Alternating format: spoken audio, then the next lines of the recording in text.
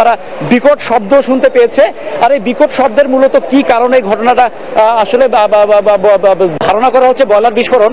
কেননা আপনি জানেন যে হাফসা, আমি আপনাকে আরেকটা তথ্য দিতে চাই, সেটি হচ্ছে আমরা জানি যে আপনার টঙ্গী বিসিক এলাকায় গত বছরের কিন্তু আমরা দেখেছিলাম যে টাম্পাকো ফয়েলস নামের একটি কারখানা কিন্তু এইভাবে একইভাবে কিন্তু বিস্ফোরণের ঘটনা ঘটেছিল, বয়লার বিস্ফোরণ। এবং এই ঘটনায় কিন্তু আমরা দেখতে পেয়েছি যে 40 জনের মতো শ্রমিক যারা মারা গিয়েছিলেন। এবং একই সঙ্গে আমরা এটাও জানি যে ওখানে কিন্তু বেশ কয়েকজনকে তাদের মরদেহ বা শনাক্তই করা যায়নি।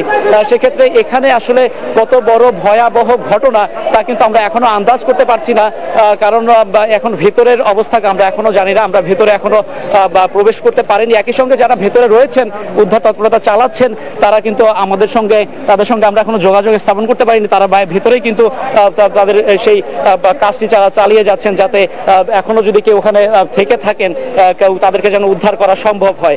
আর এই একই সঙ্গে আমি বলতে চাই যে এখানে এসে আমরা কিন্তু ফায়ার সার্ভিস থেকে শুরু করে এখানকার যারা স্থানীয় প্রশাসন রয়েছেন প্রত্যেকের কিন্তু আমরা কর্মতৎপরতা দেখতে পাচ্ছি। এখানে জয়দেবপুর থানাধীন যে পাশেই চক্রবর্তী পুলিশ ক্যাম্প রয়েছেন, সেই পুলিশ ক্যাম্পের কর্মীরাও কিন্তু আশপাশে যাতে লোকজন তাদেরকে উৎসুক জনতা ঠেকানোর জন্য তাদেরকে কিন্তু আমরা কাজ করতে দেখেছি, যাতে উৎসুক জনতা যাতে বিশৃঙ্খলা তৈরি করতে না পারে এবং একই সঙ্গে যাতে উদ্ধার তৎপরতা সঠিকভাবে চালানো যায় সেজন্য কিন্তু এখানকার পার্শ্ববর্তী চক্রবর্তী পুলিশ ক্যাম্প এবং জয়দেবপুর থানার কর্মকর্তা যারা রয়েছেন, থানা পুলিশ সদস্য, তারা কিন্তু কাজ চালিয়ে যাচ্ছেন।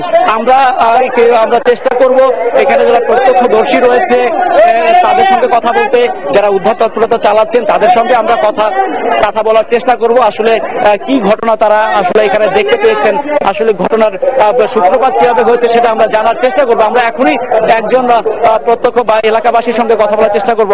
আচ্ছা, আমি আপনার সাথে জানতে চাই, আপনি আসলে কি দেখতে পেয়েছেন বা কি জানেন এই ঘটনা সম্পর্কে? মাগরিবের নামাজের সময় বিকট আওয়াজ সহকারে যখন দুর্ঘটনা ঘটছে, সবাই ভাবছে যে কি হলো, সবাই দৌড়ে আসছে।